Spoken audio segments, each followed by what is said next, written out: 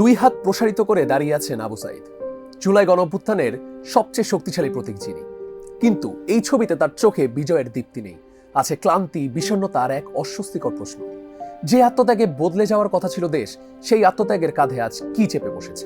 ক্ষমতার দখলদারিত্ব, মব সহিংসতা, চাঁদাবাজি, মামলা বাণিজ্য, অর্থের প্রভাব, নারী নির্যাতন আর অপূর্ণ প্রতিশ্রুতির প্রতীক নিয়ে আঁকা একটি কার্টুন এখন দেশ জুড়ে তীব্র বিতর্কের কেন্দ্রে।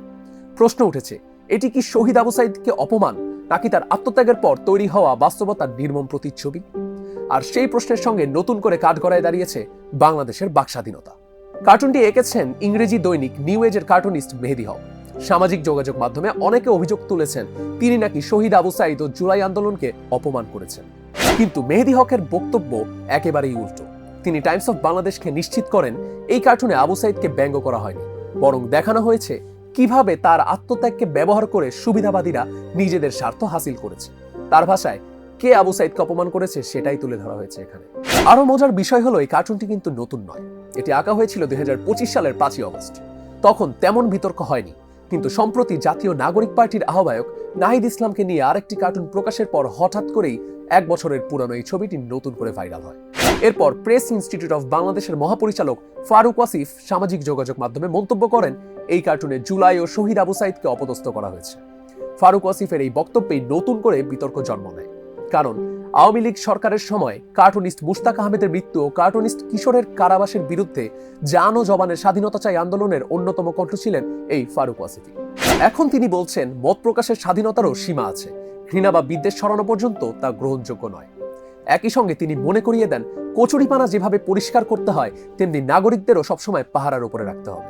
অন্যদিকে অ্যাক্টিভিস্ট বাকি বিল্লাহ বলেছেন, মেহেদী হকরা শেখ হাসিনার আমলেই ভয় না পেয়ে ক্ষমতার সমালোচনা করেছে।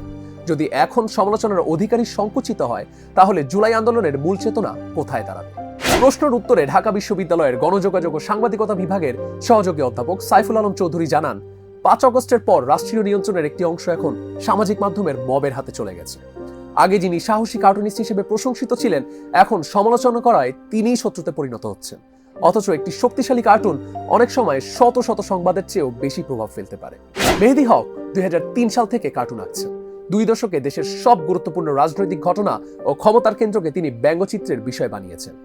আওয়ামী লীগ সরকারের আমলে নির্বাচন, ভোট ব্যবস্থা, প্রশাসন, ডিজিটাল নিরাপত্তা আইন ও ক্ষমতার অপব্যবহার নিয়ে তিনি নিয়মিত এঁকেছেন। এদিকে আন্তর্জাতিক প্রেক্ষাপটও খুব আশাব্যঞ্জক নয়।